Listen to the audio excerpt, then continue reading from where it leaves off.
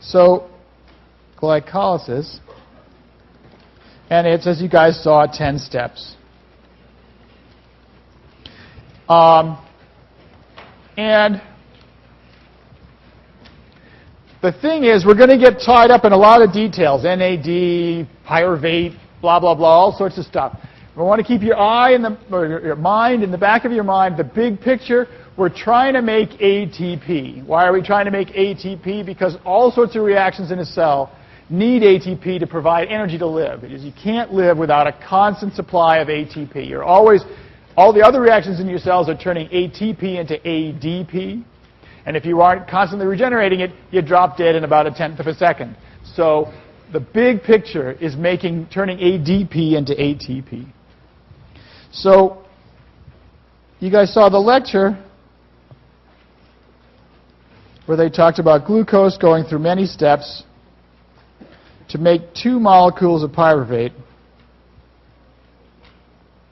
And it takes 2 ADP plus 2 phosphates to turn it into 2 ATPs.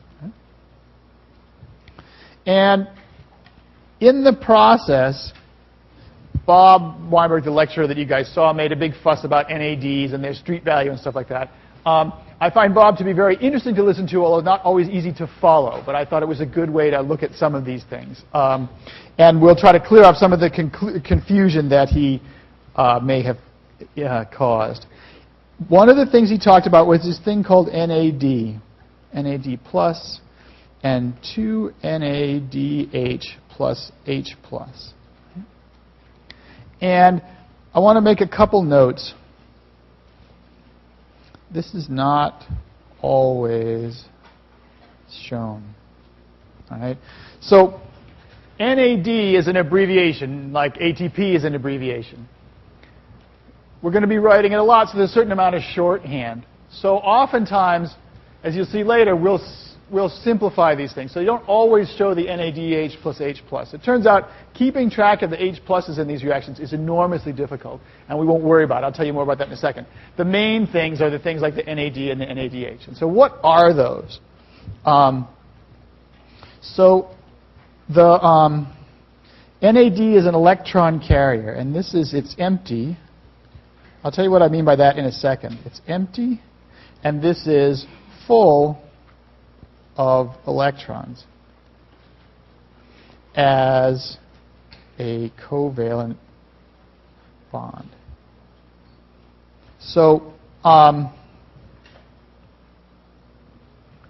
when I was in high school, they taught us that NAD was an electron carrier. And I remember thinking, how on earth does that make any sense? How can you carry electrons? I mean, even batteries don't really carry electrons. They just move electrons. And then finally, actually it didn't come until I was teaching this class, it came to me, what it stores is a pair of electrons. What's a pair of electrons? A covalent bond. Basically, the difference between NAD plus and NADH is one more covalent bond. One more covalent bond takes a pair of electrons. So it carries electrons in the form of a covalent bond. There's no black magic, nothing weird, no auras or strange forces. It's just a covalent bond, a pair of electrons. So there's one, if you look at the structures, I won't show them to you if you check them out in the book, you'll see basically there's one more a hydrogen atom covalently bonded onto this in NADH that there isn't other ones. So that they're stored as a covalent bond. Why that's important, I'll talk about in a second. Or actually, there's really a lot of the focus of today. So NAD plus and NADH, we're going to care a lot about today. What's the deal with them? As I said, it's an electron carrier. And like ATP, the cell has a small amount that must be recycled. Okay? And it's not recycled by most cellular reactions. That is, ATP, when you make lots of ATP, the cell has plenty of ways to use it. That's not true with NAD and NADH. There have to be specialized reactions to deal with them. So this leads to the following problem, and the solutions to that problem are all of what today is all about. And Bob alluded to this in the lecture that he gave as well, that glycolysis produces lots of NADH per second. Therefore, you need to get rid of these electrons to get back the NAD plus back. All right? So you end up with, therefore you need what's called an electron acceptor. Is a molecule that can take these E minus from NADH. All right. So that's the central problem we have to solve today, and there's a variety of things. If you turn your attention to today's information, a supplement to today's information packed handout, actually today's handout is a little information thin, that's why we have this extra handout, you'll see a whole bunch of diagrams. The first one should be relatively familiar, but I want to talk about these in some detail. So what I want to talk about is the general rules for coming up with solutions, and then I'm going to give you an example of a solution that doesn't work, a solution that works, and then I'm going to have you all think about using those kit of parts.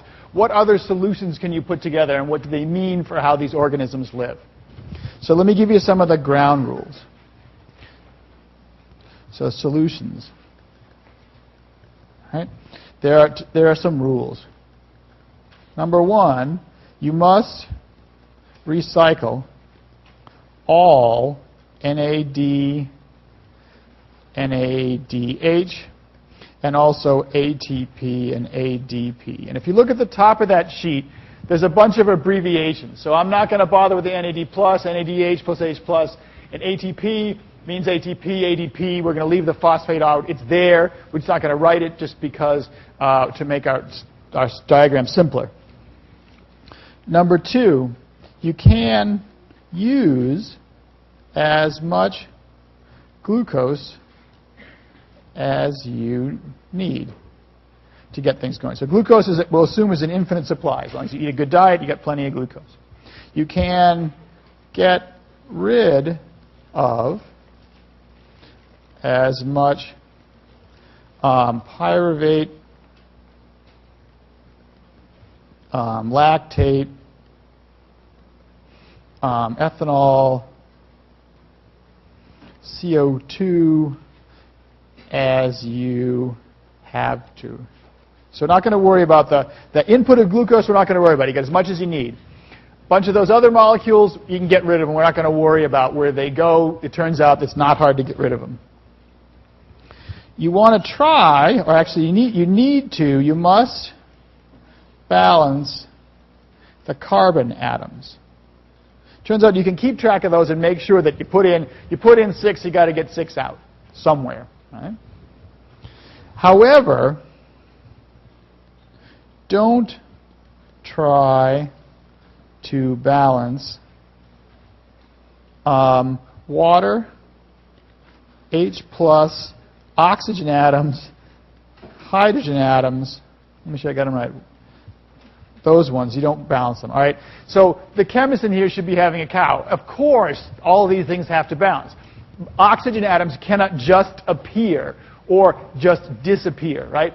It has to be balanced for water. If it wasn't, we would either dry up or be sweating buckets of water all the time. So all of those in real life have to balance. It turns out to be amazingly hard to work that out. For glycolysis, you can actually do it all the way atom by atom. But for the Krebs cycle and oxidative phosphorylation, which you've seen, to get that classic reaction, glucose plus 6 oxygens gives you 6 CO2s and 6 H2Os, you have to do a fair amount of fudging, because it turns out when you turn ATP into ADP and phosphate, that uses up a molecule of water and gives off one or more H pluses. So Balancing for water turns out to be dependent on how many ATPs the reaction generates. It turns out to be amazingly complicated. I actually, before this lecture, went and looked, is there some authoritative balanced set of things? And it turns out, not so much. So